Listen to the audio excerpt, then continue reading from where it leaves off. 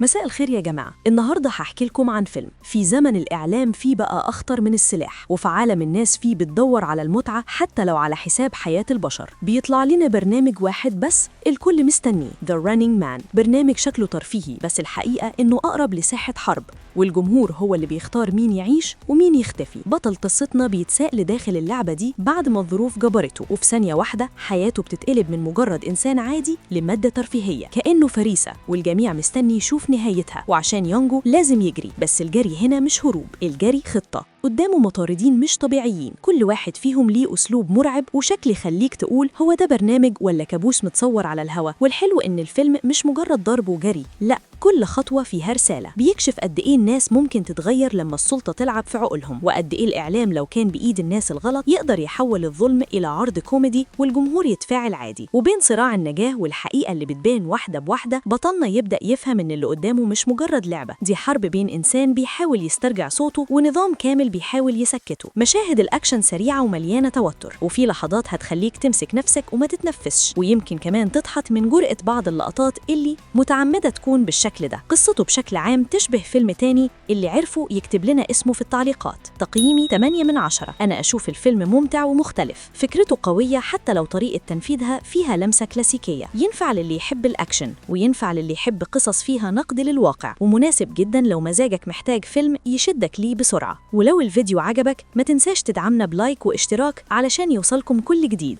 سلام.